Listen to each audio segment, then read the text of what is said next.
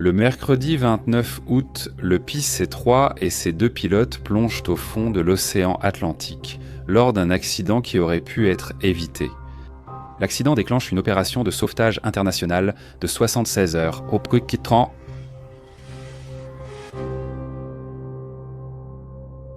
Le PICES-3 est construit par International Hydrodynamic de North Vancouver en Colombie-Britannique et est lancé en 1969. Le submersible commercial canadien mesure 6 mètres de long, 2 mètres de large et 3 mètres de haut. Il peut accueillir 2 membres d'équipage. Il est conçu pour travailler et explorer des zones de l'océan jusqu'à une profondeur de 1100 mètres. PICES-3 est acheté par la société britannique Vickers Oceanics en 1971. Vickers Oceanics possède la plus grande flotte de submersibles commerciaux, avec 9 submersibles et 5 navires de soutien. Les submersibles soutiennent l'industrie pétrolière offshore en réalisant des relevés pour de nouveaux pipelines et structures sous-marines. Ils servent à inspecter et entretenir les structures, pipelines et têtes de puits des plateformes. Ils trouvent et récupèrent le matériel perdu ou photographient l'état des parties sous-marines des plateformes de forage. Des manipulateurs sont fixés à PICES-3. Ce sont des bras mécaniques auxquels on peut fixer une variété d'outils pour saisir, couper, scier, forer et pomper. Les outils peuvent être changés sous l'eau. PICES-3 avait des ailerons de queue à l'origine, mais Vickers Oceanic les retire pour faciliter l'accès et la maniabilité.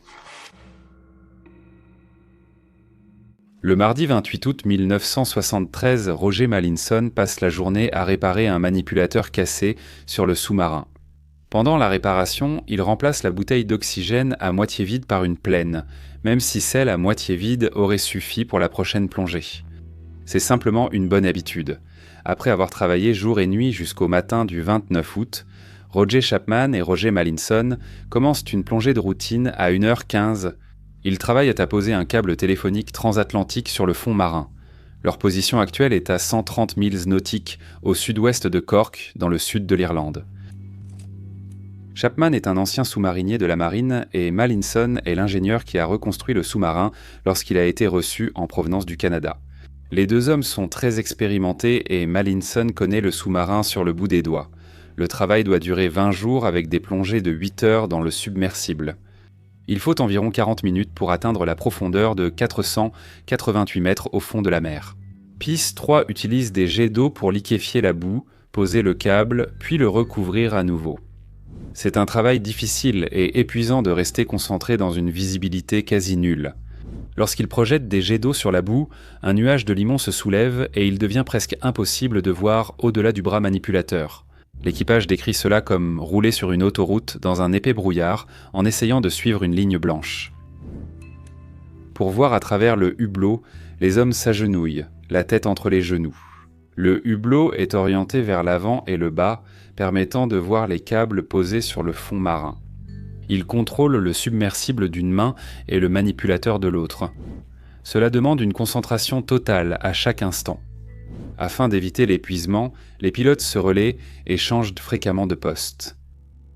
Toutes les 40 minutes, ils purifient l'air.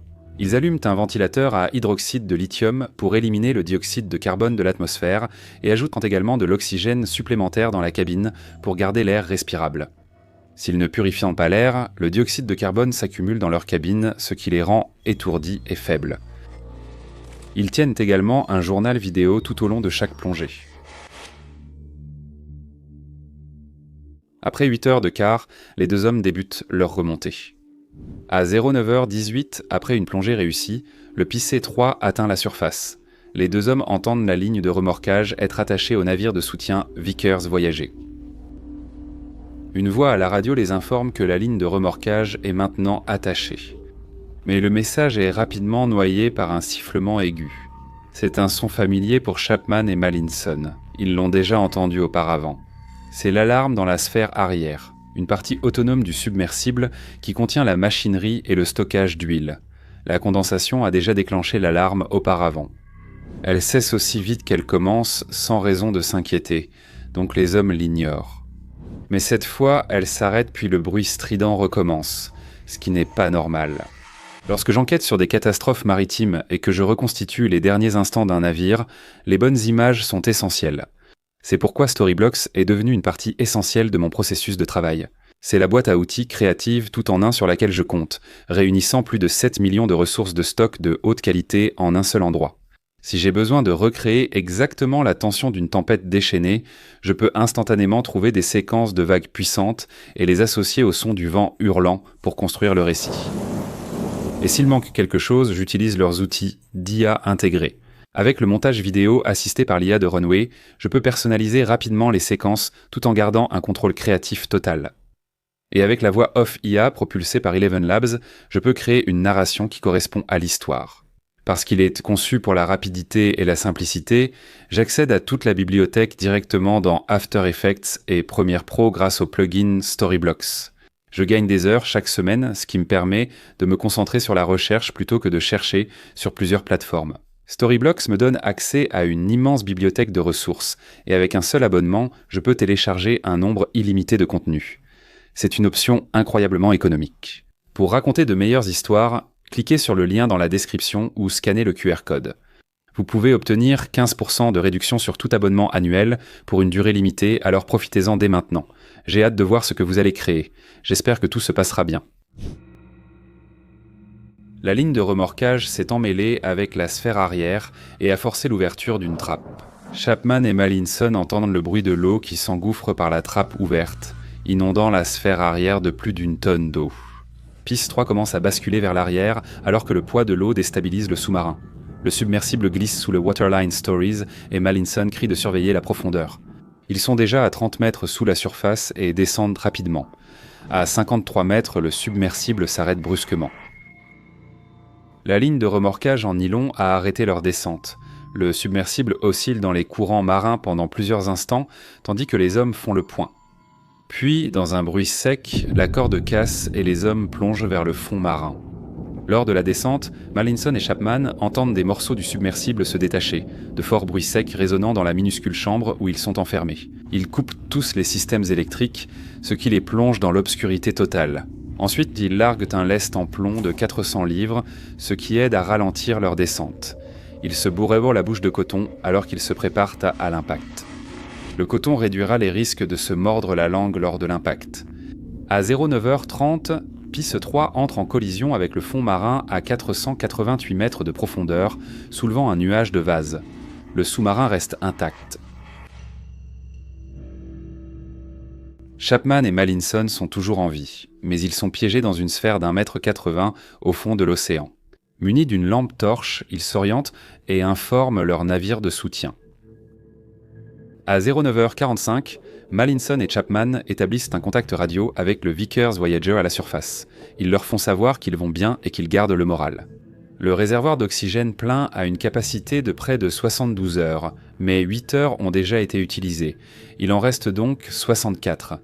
Les hommes savent qu'aucun navire à la surface ne peut les atteindre. Il faudra au moins 2 jours avant que du matériel utile puisse être transporté sur place. Les hommes passent les premières heures à s'organiser et à établir des plans pour survivre le plus longtemps possible. Il fait froid et humide, et ils disposent d'une réserve limitée d'oxygène. Pour aggraver les choses, le sous-marin est à l'envers. Le nuage de vase dissipé, Mallinson éclaire au travers du hublot avec la lampe torche, espérant à moitié apercevoir une équipe de secours venant les sauver. Il ne voit que le faisceau faible de la lampe disparaissant dans l'obscurité. Le dioxyde de carbone est plus lourd que l'air, alors les hommes restent allongés en haut de la cabine pour rester dans de l'air respirable. Ils restent complètement immobiles, sans parler. En minimisant leurs mouvements, ils parviennent à réduire leur consommation d'oxygène. Ils n'ont qu'un seul sandwich et une canette de limonade.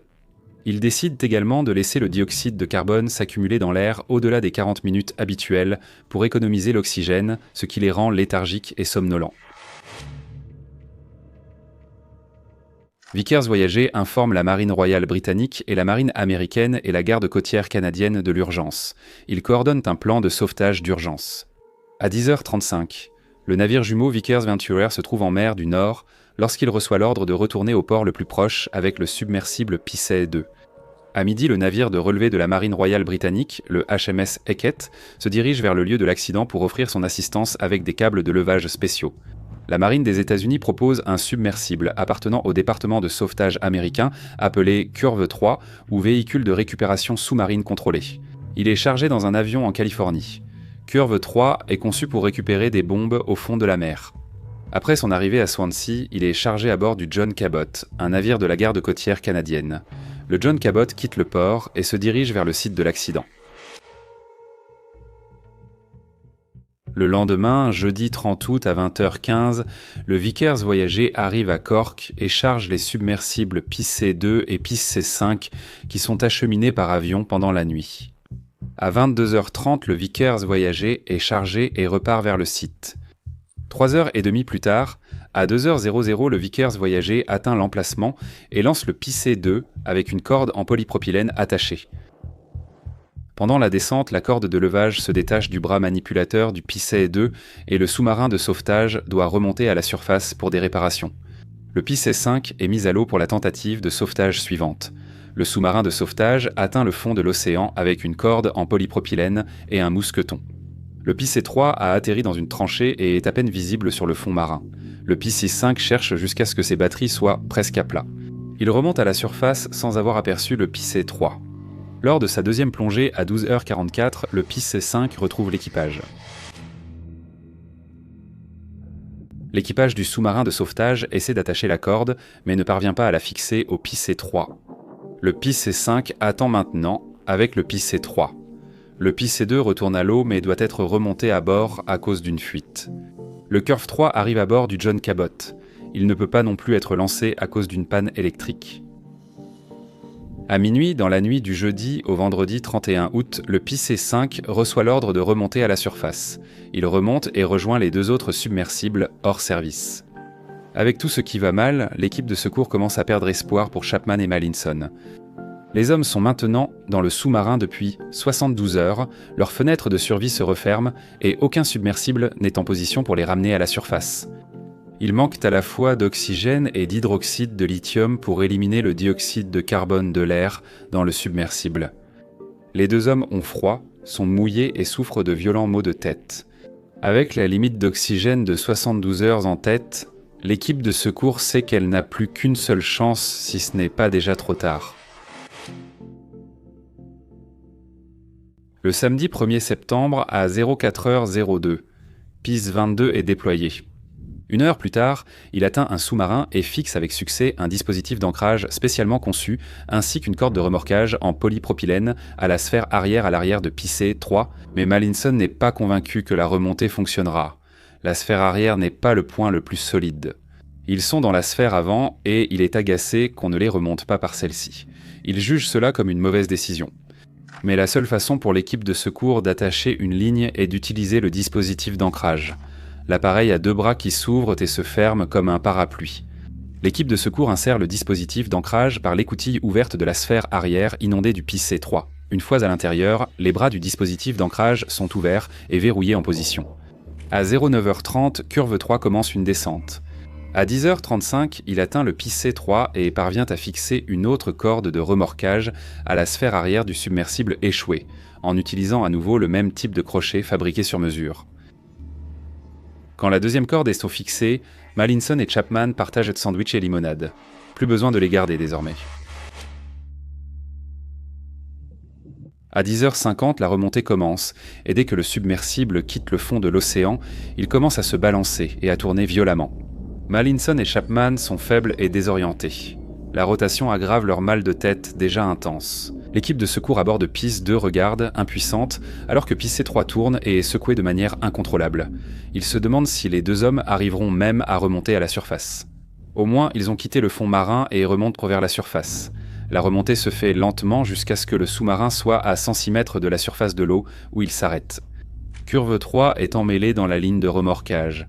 PIS-2 aide à démêler, Curve 3 et la remontée continuent jusqu'à atteindre 30 mètres. Des plongeurs fixent des câbles de levage plus lourds au submersible. À 13h17, le samedi 1er septembre, PIS-C3 fait enfin surface. L'équipe de secours est soulagée. Chapman et Mallinson sont vivants. Les plongeurs tentent aussitôt d'ouvrir la trappe pour faire entrer de l'air dans le submersible. Mallinson et Chapman ont presque épuisé leur oxygène. Ils ont été secoués et ballottés violemment pendant la remontée, qui a duré près de 3 heures. Le martèlement dans leur tête est à son comble, et maintenant les plongeurs n'arrivent pas à ouvrir la trappe. Elle était coincée à cause de l'impact avec le fond marin. L'équipe de secours hisse le Pisces 3 sur le pont du Vickers Voyager. Il faut encore près de 30 minutes pour ouvrir la trappe. Mallinson et Chapman peinent à sortir de l'appareil. Ils sont restés confinés à l'intérieur pendant 84 heures et 30 minutes. Ils survivent au sauvetage depuis un submersible effectué à la plus grande profondeur de l'histoire. Les deux hommes se remettent de l'accident avec un léger trouble post-traumatique. Chapman deviendra par la suite la principale autorité en matière de submersibles de sauvetage et jouera un rôle déterminant dans le sauvetage de l'équipage de 7 hommes du sous-marin russe AS-28, Prince en 2005. Mallinson continue de travailler avec Vickers Oceanic pendant plusieurs années, restaurant des machines à vapeur. Lui et Chapman restent en contact, se retrouvant chaque année jusqu'à ce que Roger Chapman décède à l'âge de 74 ans en janvier 2020. Le réservoir d'oxygène plein que Mallinson avait remplacé dans un sous-marin près de 4 jours plus tôt ne contenait plus qu'environ 12 minutes d'oxygène.